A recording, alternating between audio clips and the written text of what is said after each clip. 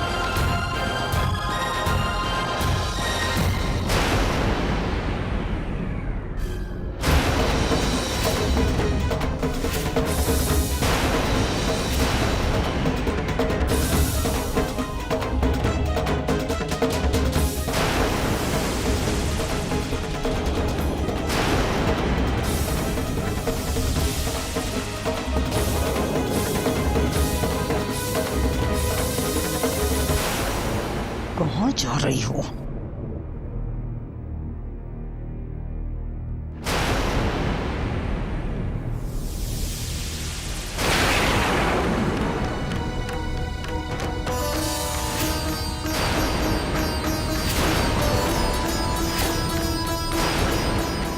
दादी साई के कमरे में।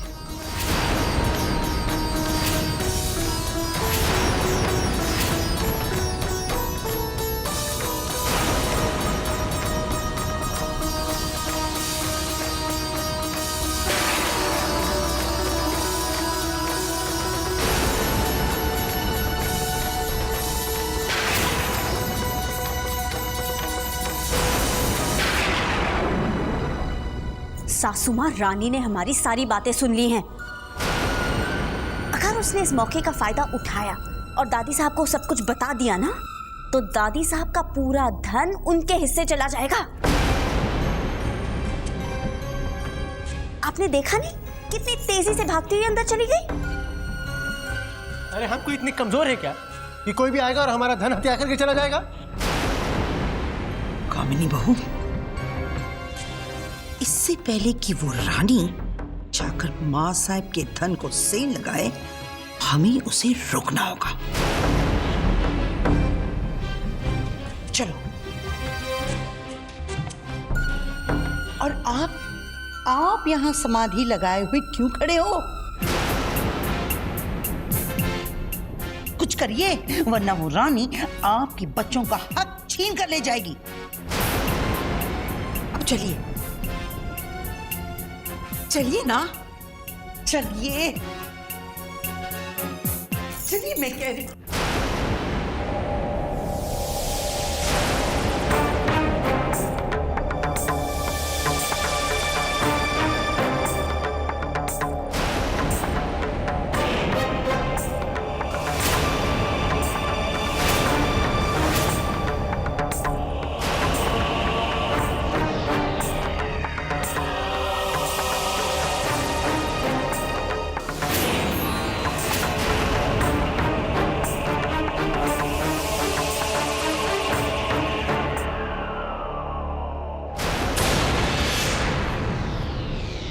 देखा सासू माँ, हमने कहा था ना, रानी दादी साहब का पूरा धन अकेले ही हड़पना चाहती है। मैं भी देखता हूँ ये सब यहाँ से कैसे लेके जाते हैं।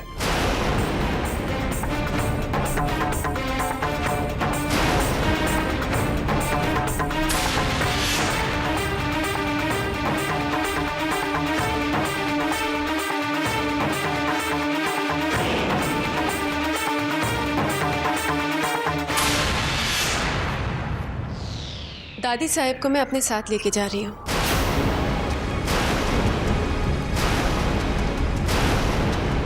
अब से वो हमारे साथ हमारे घर में रहेंगी।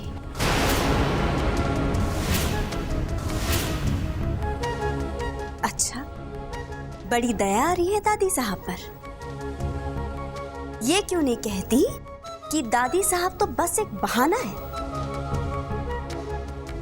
असल में तुम्हारी नजर दादी साहब की धन दौलत पर, उनके गहनों पर, उनकी जायदाद पर है।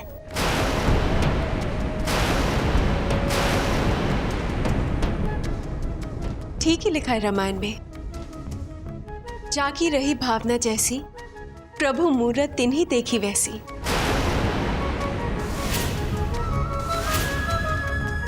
और आप बिल्कुल ठीक कह रही हैं। मैं अपने साथ एक बहुत बड़ी दौलत लेके जा रही हूं, मां की ममता की दौलत, मां के आशीर्वाद की दौलत। इससे बड़ी दौलत ना इस दुनिया में कभी थी और ना ही कभी होगी।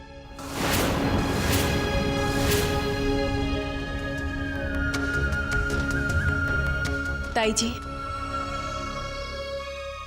आप जिन्हें बोझ समझती हैं, उन्हें मैं अपने साथ लेके जा रही हूं।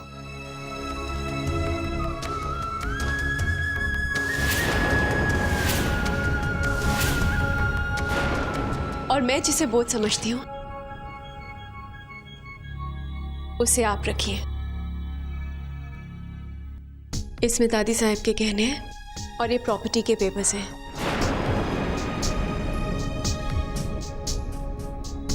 इन्हें संभालिए।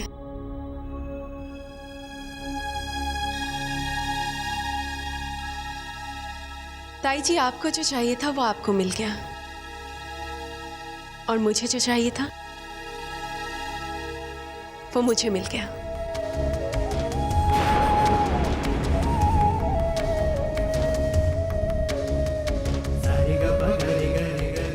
चले दादी साहब।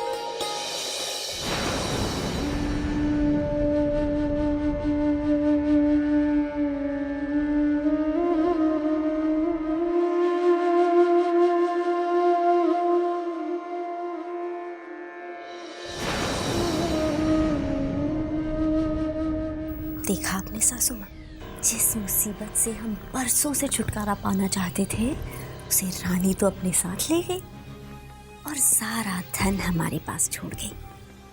यानी कि बांस भी नहीं टूटी और बांसुरी भी बच गई।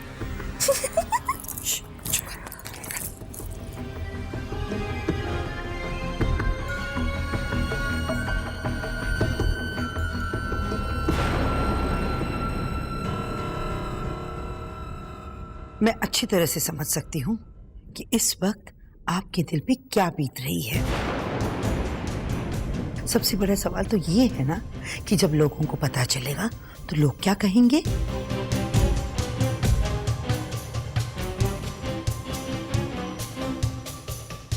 बस जब भी कोई भी आपको ये पूछे तो उनसे कह दीजिएगा कि हमारी रानी बहू एक बहुत बड़ी और काबिल डॉक्टर है। वो माँ साहब की सेवा करने के लिए उन्हें अपने घर ले गई और माँ साहब अगर एक डॉक्टर की देखरेख में रहेगी तो बहुत जल्दी अच्छी हो जाएगी। बस, और ये सब बातें आप अगर अपनी आंखों में आंसू लाकर बोलेंगे ना तो सबके मुंह पे ताला पड़ जाएगा। सब तरफ आपकी वाहवाही होगी, गली में चर्चे होंगी कि वाकई हरीशचंद्र निकले।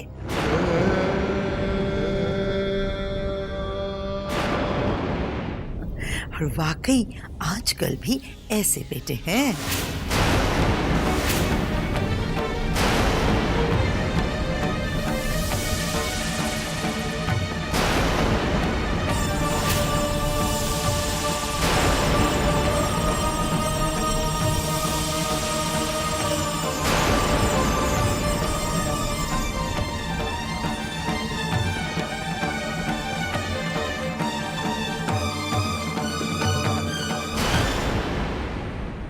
कहने बहुत कीमती हैं। जी होंगे क्यों नहीं, आखिर पुरखों की निशानी है और पुरखों की निशानी तो कीमती होती है। क्यों जी? अम्मा,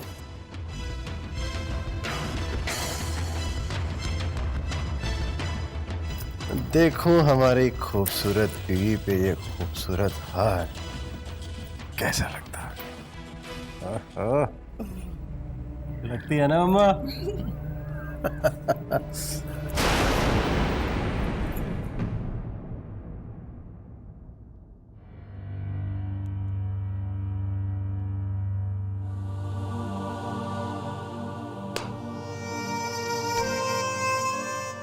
कितना वक्त हो गया अभी तक शुभम मधुपुर से आया ही नहीं है। और तो और कोई फोन भी नहीं किया उसने। मैं भी यही सोच रहा था। भगवान करे वहां पर सब कुछ ठीक ठाक से हो गया हो।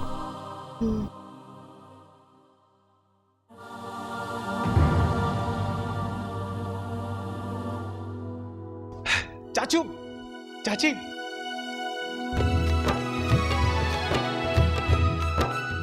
अरे शुभम, तुम आ गए? सब ठीक तो है ना? बहुत चिंता हो रही थी हमें तुम्हारी। अरे एक मिनट,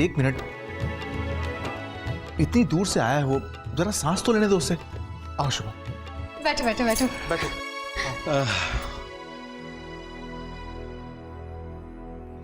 अच्छा ये बताओ, वहां पर सब कुछ ठीक ठाक से हो गया ना?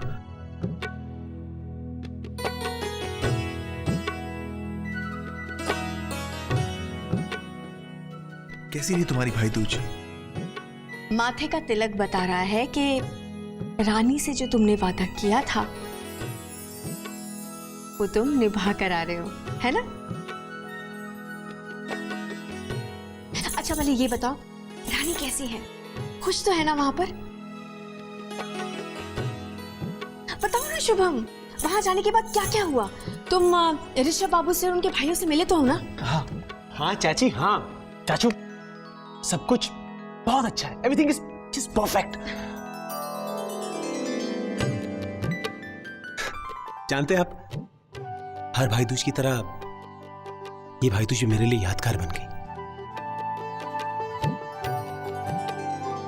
मेरी बहन खुश है, रानी वाकई में बहुत खुश है, और मेरे लिए इससे बड़ी खुशी की बात और क्या हो सकती है। बहुत खुश हूं।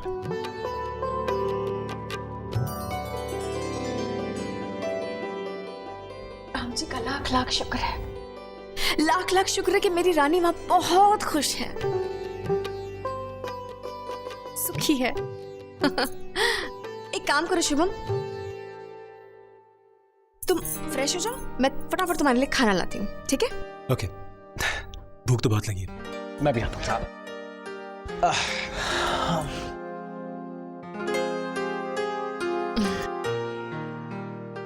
भगवान का लाख लाख शुक्र है कि हमारी रानी वहां पर खुश है ना?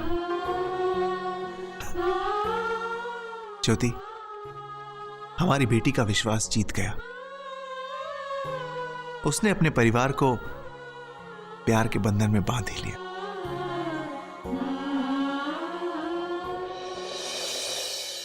धर्म भैया, वरुण भैया, जय भैया, ऋषभ, देखिए कौन आया है। जी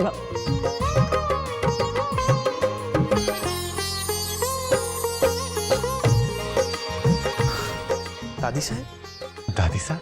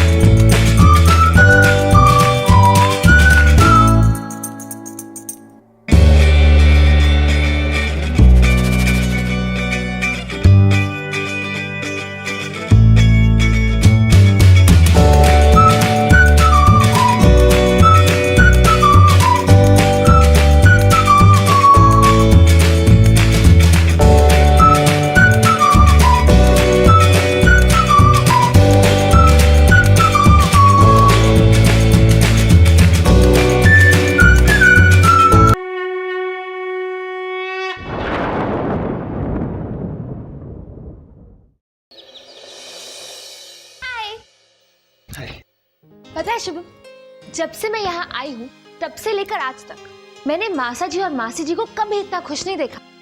और पता है, ये सब खुशी तुम्हारी वजह से है। तुमने जो मधुपुर जाने का फैसला किया था वो मासा जी और मासी जी के लिए खुशियाँ लेकर आया है। सच कहते हैं लोग कि तुम बिल्कुल नारियल की तरह हो, बाहर से एकदम सख्त और अंदर से एकदम कोमल। प्रिया, आई मासी। शुभम, तुम अपनी बहन से बहुत प्यार करते हो ना?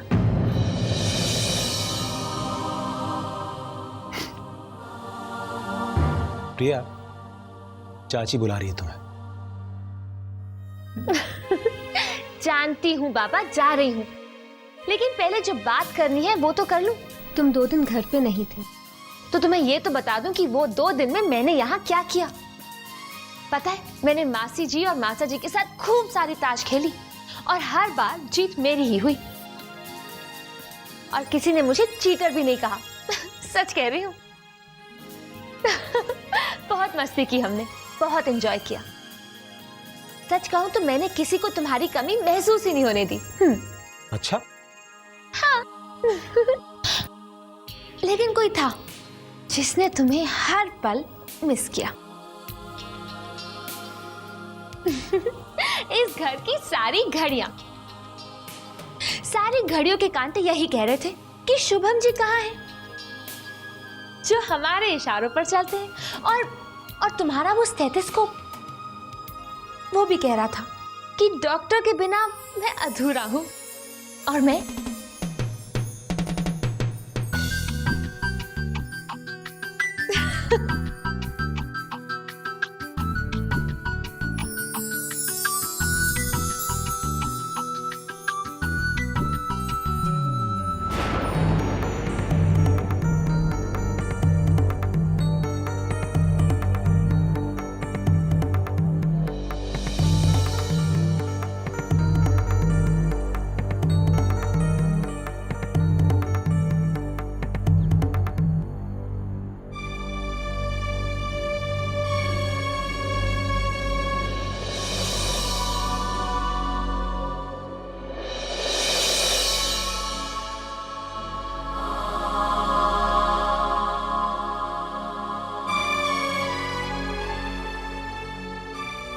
मैं कुछ दवाइयाँ लिख देता हूँ, वो आप इन्हें टाइम से देते रहिएगा। जी।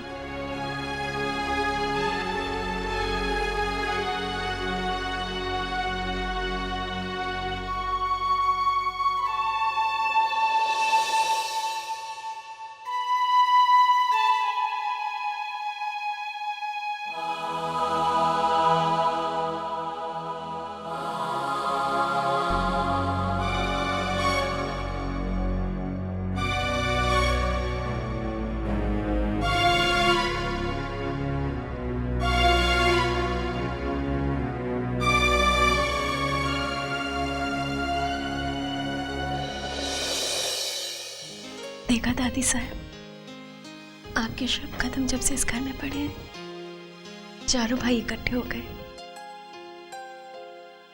चारों मिलकर डॉक्टर से आप ही के बारे में बात कर रहे हैं।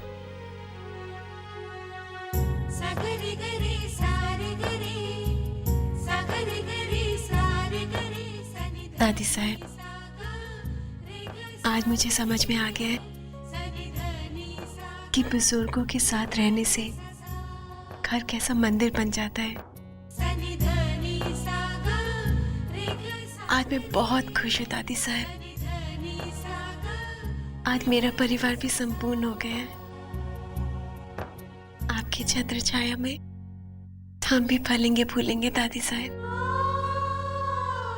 आप जल्दी से ठीक हो जाइए, हमें छोड़ के कभी मत जाइएगा दादी साहब। आपको जल्दी ठीक होना होगा, मेरे लिए, अपने बच्चों के लिए दादी साहब, हम सबके लिए ठीक होना होगा।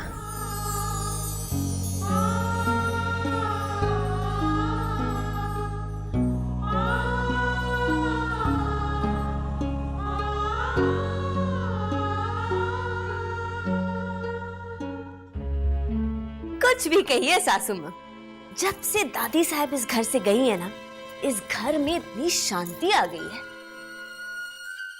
वरना कभी दवाई, कभी डॉक्टर, कभी परहेज, कभी उनका खाना, वो परेशान करके रख दिया था। अब वहां रानी जी उनकी सेवा करेंगी। अच्छा है, करने दो। जब रोज रोज दादी साहब के नखरे उठाने पड़ेंगे ना, तब पता चलेगा रानी को, तब बहुत पछताएगी अपने फैसले पर। बेचारी अकेली बैठी बैठी दीवारों पर अपना सर टकराएगी।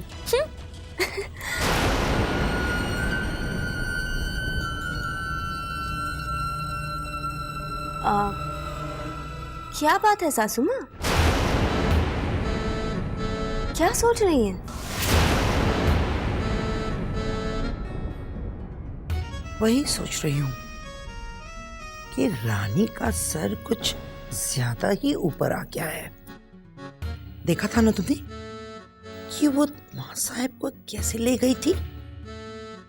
उसकी अकड़ तो देखने लायक थी। उसकी वो अकड़, वो तेवर, उफ, बहुत चुभ रहे हैं मुझे।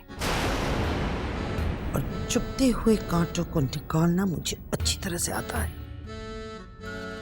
उसने जो रंग दिखाए ना, वो रंग अगर मैंने बदल ना दिए तो मेरा नाम भी लीलावती नहीं।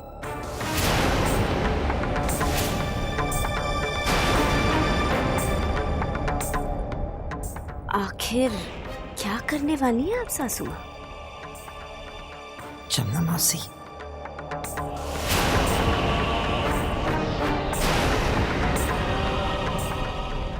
जमुना मासी की विदाई।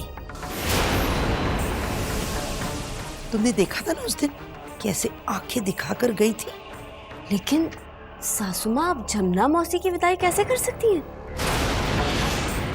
आखिर उनके पीछे दादी साहब का हाथ है। यूं समझ लीजिए कि वो उनके राइट हैंड है। और फिर 25 सालों से उन्होंने दादी साहब की सेवा की है। दादी साहब का सबसे बड़ा सहारा है वो। उसी सहारे को हटाना है मुझे। और जब वो सहारा ही नहीं रहेगा तो माँ साहब की सारी जिम्मेदारी रानी पे आएगी।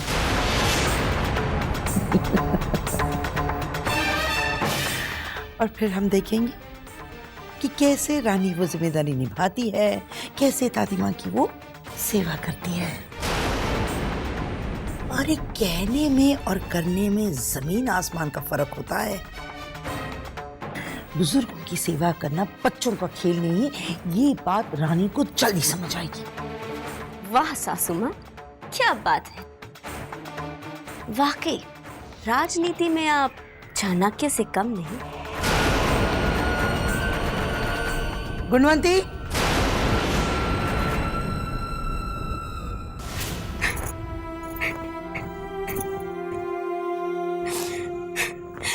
अब आप ही बताइए सासू माँ, मैं क्या करूं? जैसे तैसे मेहनत करके मैं 4 पैसे कमाती हूँ और एक वो आपका निठल्ला बेटा है जो दिन भर घर में बैठा रहता है। एक समस्या दूर होती नहीं तो दूसरी मेरे सामने आकर खड़ी हो जाती। अब आप ही देखिए ना, हम दोनों तो यहाँ पर हैं, अब वो भी काम पर चले जाएंगे तो घर में बच्चों की कौन देखभाल करेगा? अगर उनके पास कोई नहीं हुआ तो वो मेरे बच्चे तो भूखे बिलखते रह जाएंगे। माँ, पता नहीं कैसे धर्म संकट में आ गई हूं मैं। इस संकट से बाहर निकलने का सिर्फ एक ही रास्ता नजर आता है मुझे। या तो आप ये काम छोड़ दीजिए या मैं घर जाके अपने बच्चे संभालती हूँ।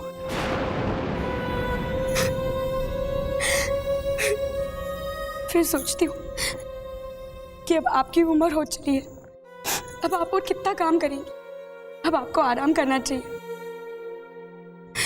अब आप सारा काम मेरे हवाले छोड़ दीजिए, मैं हूं ना, सब संभाल लूंगी। आप बस अपने पोते पोतियों को खिलाइए और अपना घर संभालिए। और वैसे भी माँ साहब के लिए रानी बहू है ना यहाँ पे। गुणवंती, इस वक्त माँ साहब की तबीयत बहुत खराब है।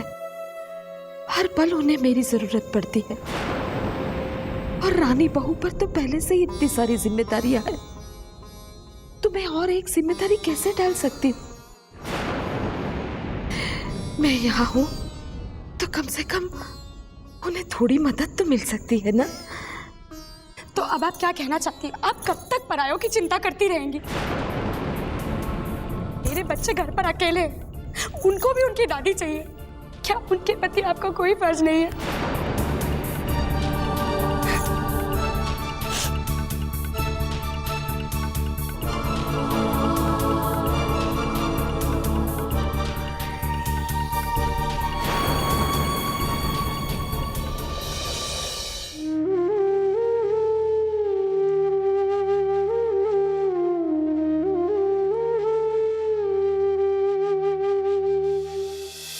अब आप कब तक परायों की चिंता करती रहेंगी? मेरे बच्चे घर पे अकेले हैं, उन्हें भी उनकी दादी चाहिए।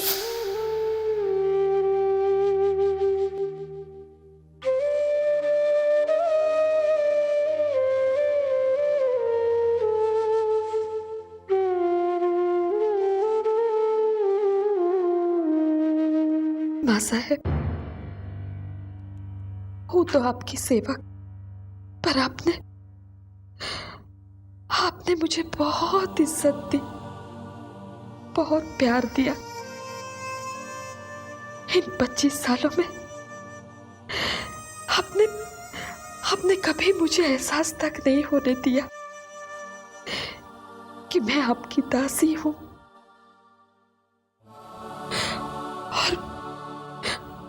मुझे यहाँ आपकी सेवा करने के लिए रखा है। अब ये गुणवंती को मैं कैसे समझाऊं कि अपने पराए सिर्फ खून के रिश्तों से नहीं होते। माँ साहब, वो आप मुझे आपसे दूर ले जाना चाहती है कि मैं अपना घर परिवार संभालूं, अपने पोते पोतियों की देखभाल करूं।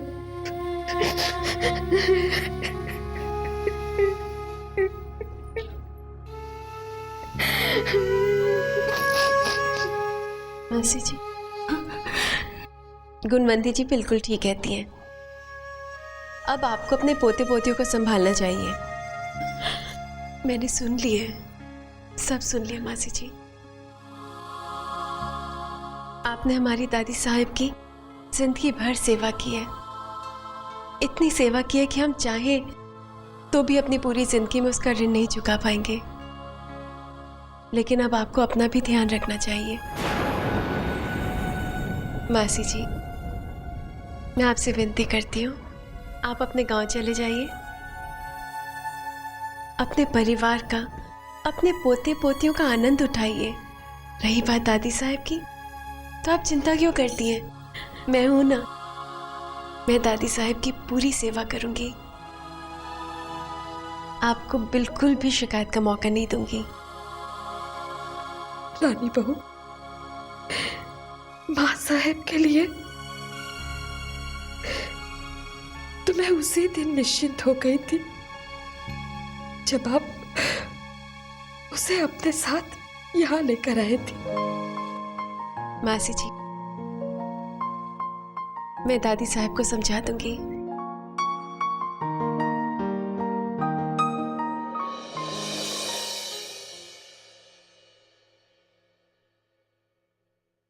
दादी साहब, मासी जी को जाने की इजाजत दे दीजिए। माँ साहब, आपने कन्हैया की बहुत तपस्या की है ना। ये रानी बिटिया उसी तपस्या का फल है। मैं भी भगवान से यही प्रार्थना करूंगी कि हर घर में, हर परिवार में रानी बेटी जैसी बहू हो।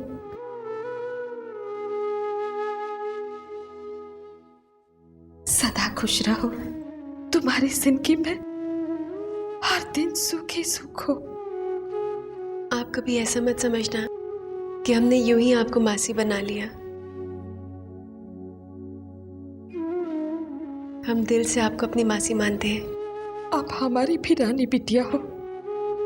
हमें कभी भूलिएगा मत। बस जाते जाते यही आशीर्वाद देना चाहती हूँ कि सदा खुश रहो, सदा सुहागन रहो और आपकी जिंदगी में कभी दुख की परछाई तक ना हो। खुश रहो बेटी। माँ साहब, खुश रहो।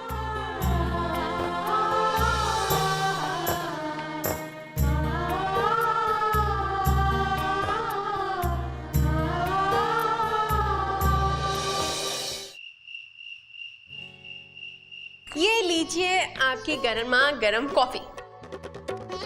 मुझे मालूम है जब रात भर जागना होता है ना तो कितनी मुश्किल होती है। मैं जब एग्जाम दिया करती थी तो बहुत मुश्किल होती थी, लेकिन मैं अकेले थोड़ी ना जागती थी। जैसे मेरे चाचू, चाची और शुभम भैया हुआ करते थे। मेरा बहुत मन करता आपके साथ जागूं, आपकी किसी तरह मदद करूं, लेकिन क्या करूं, ऑफिस तो जा नहीं सकती आपके साथ। लेकिन उसके लिए मैंने तरीका निकाला है, ये कॉफी। क्या है ना कि रात को जब आपको नींद आने लगेगी, आप कॉफी पिएंगे। कॉफी पीने के लिए हाथ बढ़ाएंगे तो आपको मेरी याद आएगी और आपको ऐसा महसूस होगा कि मैं आपके सामने हूं, है ना? आप परेशान लग रहे हैं? नहीं नहीं रानी, मैं एक्चुअली मैं जानती हूँ ऋषभ, पहला दिन है ना, एंग्जाइटी हो रही होगी, लेकिन मुझे आप पर पूरा भरोसा है, पूरा कॉन्फिडेंस है। मैं जानती हूँ आप जो कुछ भी करेंगे अच्छा ही करेंगे, अपने मकसद में कामयाब होंगे। चलता हूँ। Best of luck.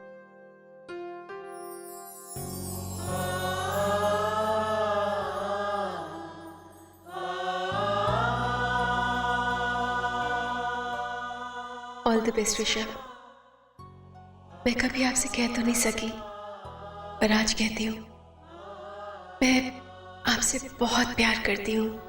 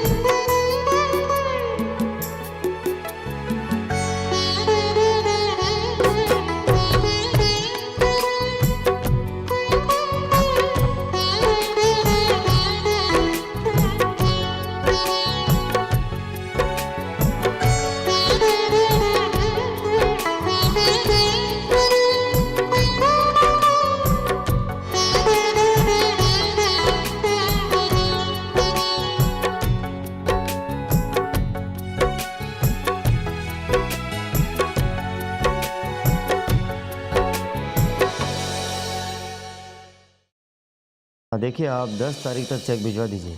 हाँ जस्ट अ मिनट। हाँ ऋषभ आ गए।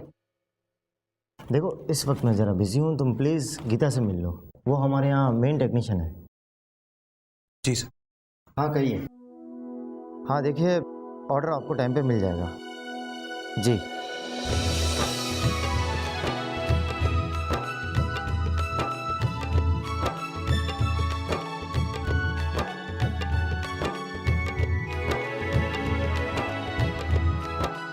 जी सुनिए, मुझे वो गीता जी से मिलना है। मिलना था तो मैं ही गीता हूँ। बोलिए। हाय हैंडसम। कहिए क्या काम था आपको? मैं ही गीता हूँ। जी कहिए ना। तो मुझे शर्मा जी ने कहा कि गीता जी मुझे काम समझा दें। ओह तो आप नए हैं, तो आपको काम समझना है तो हम समझा देते हैं।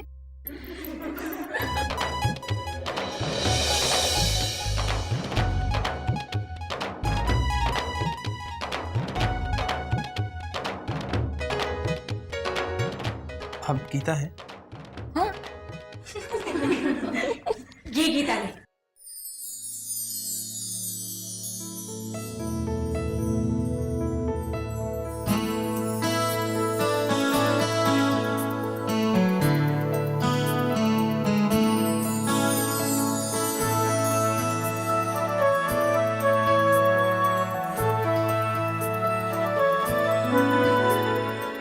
ये गीता नहीं, मैं गीता।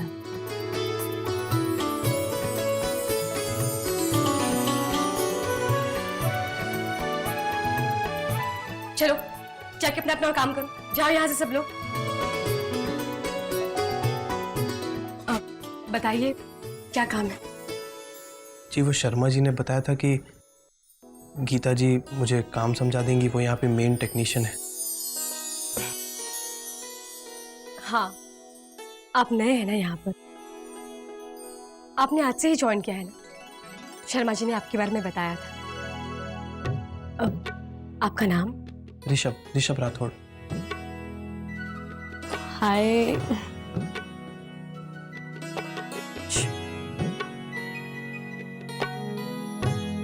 अब चलिए मैं आपको काम समझा देती हूँ, आइए। चलिए। आप गीता ही है ना? हाँ बाबा मैं ही गीता, चलिए।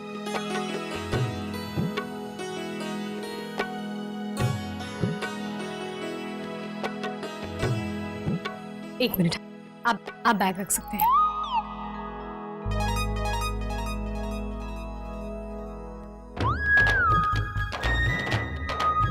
कितना हैंडसम है ना हमारा नया सुपरवाइजर।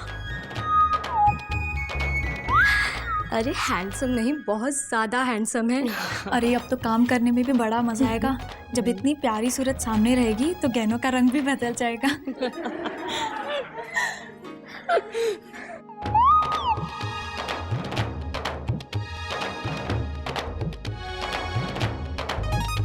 तुम लोग यहाँ पर क्या कर रही हो? जाओ जाके अपना काम करो।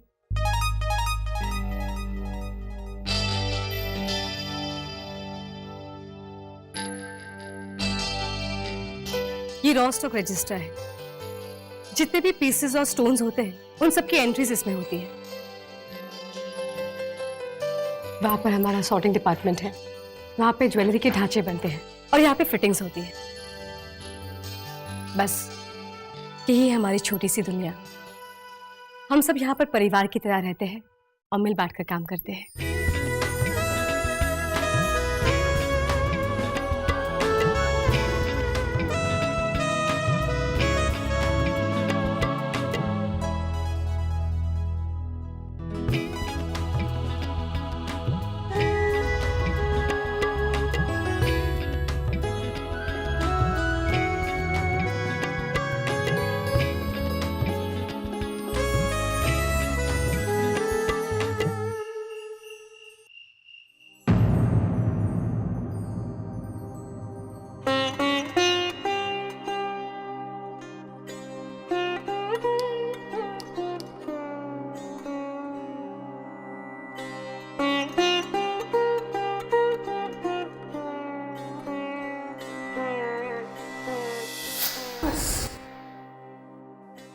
अब जीने की इच्छा नहीं है।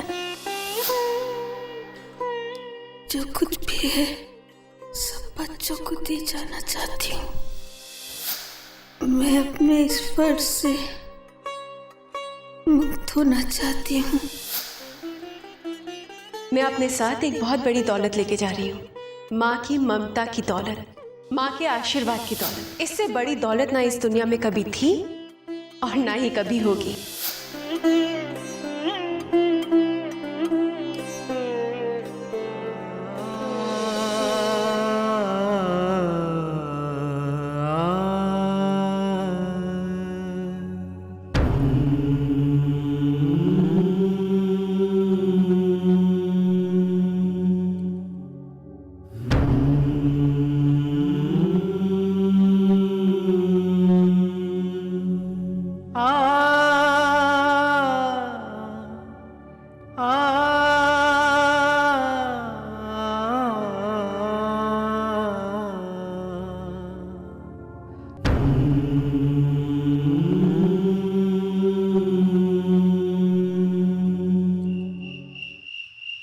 दादी साहब,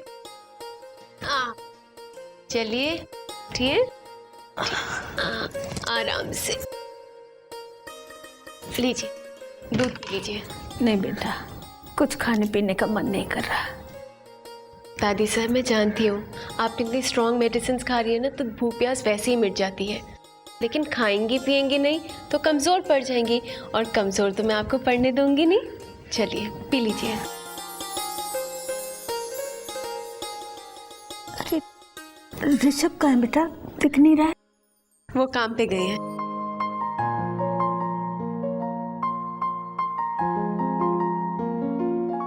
ज्यादा गर्म तो नहीं है ना दादी साहब? ठीक है। पूरा पीना होगा।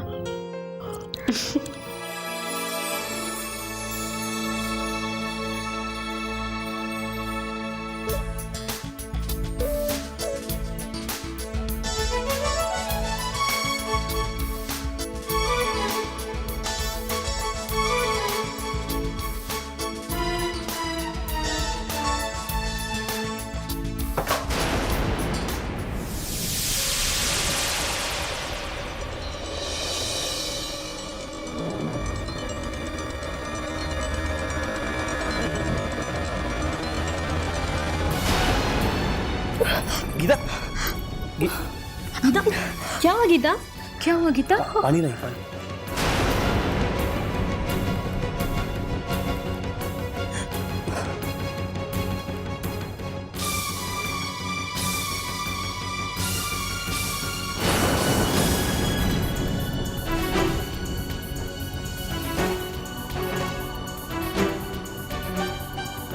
क्यों करती हो इतना काम? हाँ, काम करने की भी हद होती है। सारा दिन ट्यूशन्स लेती रहती हो और रात को ये सब।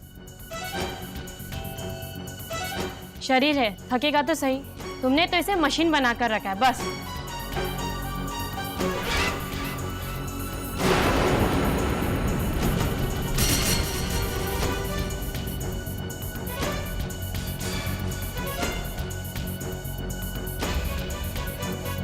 कॉफी।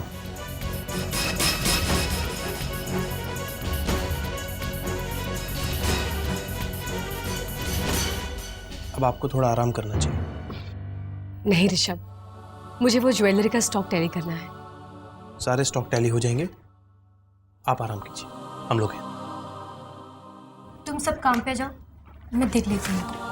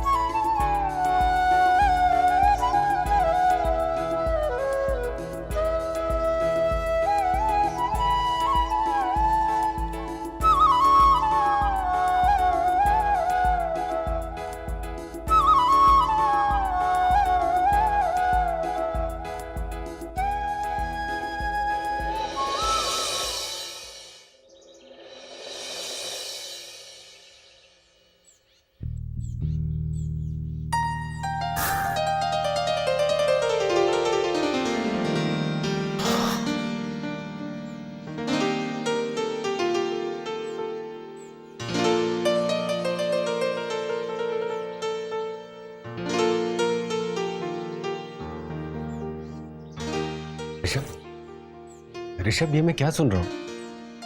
तुमने नौकरी पर जाना शुरू कर दिया और वो भी रात की? हाँ भैया, और मैं बहुत खुश हूँ। भैया आप ही तो कहते थे ना कि मुझे कुछ काम करना चाहिए, अपने पैरों पे खड़ा होना चाहिए, इसीलिए भैया। और भैया ये काम बहुत अच्छा है। तो क्या हुआ अगर ड्यूटी रात की है तो, लेकिन मुझे जगह बहुत पसंद है। ऋषभ, बात तुम्हारे पसंद या नापसंद की नहीं, बात जिम्मेदारी की है। तुम्हारी शादी हो गई है, तुम्हारी पत्नी भी है, तुम अकेले नहीं हो। और तुम्हारी पत्नी के लिए भी तो तुम्हारा कोई फर्ज बनता है ना? बनता है भैया, बिल्कुल बनता है। इसीलिए मैंने रानी से पूछकर ही ये नौकरी ली है। उसे कोई आपत्ति नहीं है भैया। और वो तो इस बात से खुश है कि मुझे अपनी जिम्मेदारियों का एहसास हो रहा है। सच।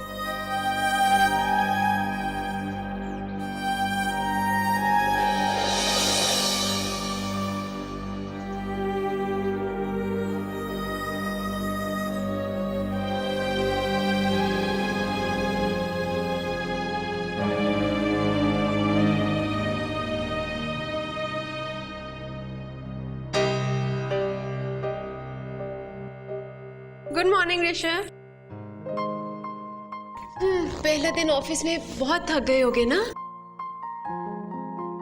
मैं जानती हूँ, पहला दिन तो बहुत हेक्टिक होता है, इसीलिए आपकी खिदमत में गरम गरम चाय। अब बताइए, आपका पहला दिन, आई मीन टू से आपकी पहली रात ऑफिस में कैसी थी? अच्छा था। आपके बॉस कैसे? अच्छे। कलीग्स कैसे? बहुत अच्छे। मेरी याद आई?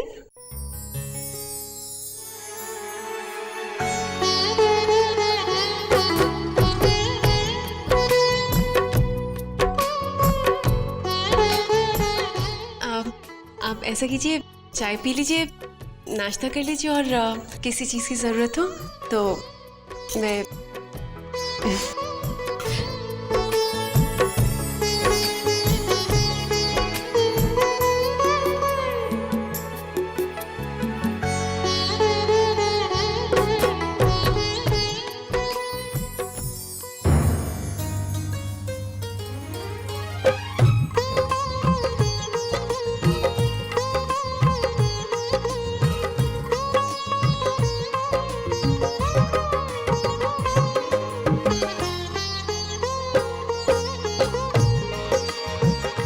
अरे वाह भैया,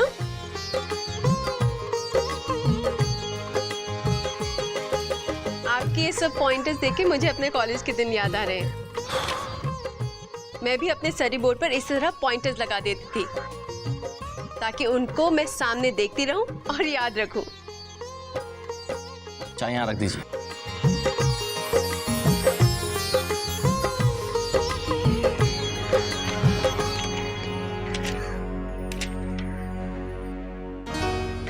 भैया, मैं आपसे कुछ बात करना चाह रही थी। आप तो जानती हैं दादी साहब की तबीयत कितनी ख़राब है। इतनी स्ट्रॉन्ग मेडिसिन्स ले रही हैं जिस वजह से उन बेचारी को अब भूख प्यास भी नहीं लगती है, कुछ खाती पीती नहीं है। और अभी जो उनकी हालत है उसमें उनके शरीर के साथ साथ उनका दिल भी कमज़ोर पड़ गया है।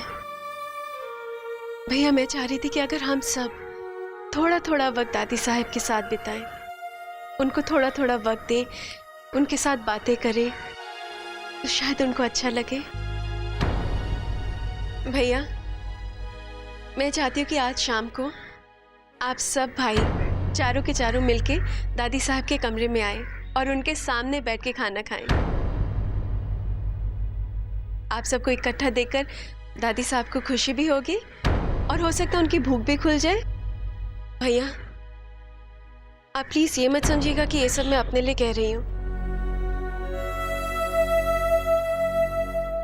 मैं बस दादी साहब की खुशी चाहती हूँ। उन्होंने जिंदगी भर आप सबको इतना प्यार दिया है, आज हमारा फर्ज बनता है कि हम उन्हें खुश रखें।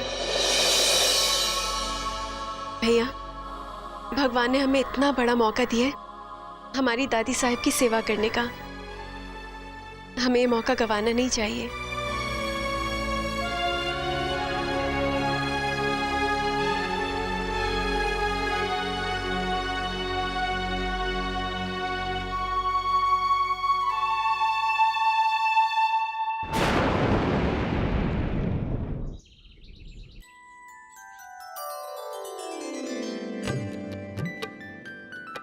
ज्योति,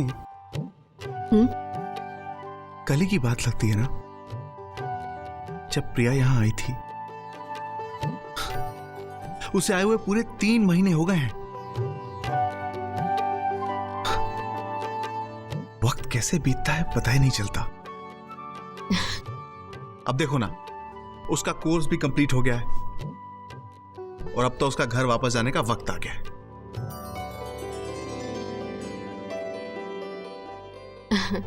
हाँ, देखिए ना, 3 दिन के बाद प्रिया वापस चली जाएगी और एक हम हैं जो शुभम से कुछ पूछ ही नहीं पाए। इतने वक्त में हम इतना भी पता नहीं लगा पाए कि शुभम को प्रिया पसंद भी है कि नहीं। Thank you. जहां तक मुझे लगता है शुभम को प्रिया बहुत पसंद है। तुमने देखा नहीं, इन 3 महीनों में हमारे शुभम के चेहरे पर मुस्कान वापस आ गई है। उसकी उदासी भी दूर हो गई है। ये सब किस वजह से? ये सब प्रिया की वजह से तो है। एक काम कीजिए ना, शुभम से जरा बात तो कीजिए, पता तो चले कि उसके दिल में क्या है, वो क्या चाहता है। अब देखिए ना, मेरे पास एक बहाना भी नहीं बचा जिससे मैं प्रिया को यहां रोक सकूं। बात तो तुम बिल्कुल ठीक कह रही हो। अरे लेकिन बहाने की क्या जरूरत है? अरे हम उसे हक से रोकेंगे, क्यों?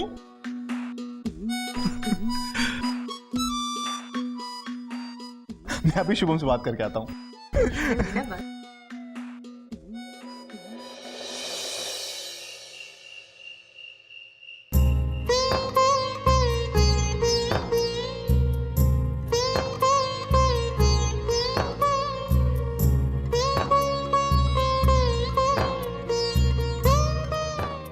रानी बेटा, क्या कर रही है? दादी साहेब, आज से आप अकेले खाना नहीं खाएंगी। आपके साथ होंगे आपके राम, लक्ष्मण, भरत और शत्रुघ्न, जिस जोड़ी को आप हमेशा साथ देखना चाहती थी ना। आज वो आपके सामने बैठ के खाना खाएंगे।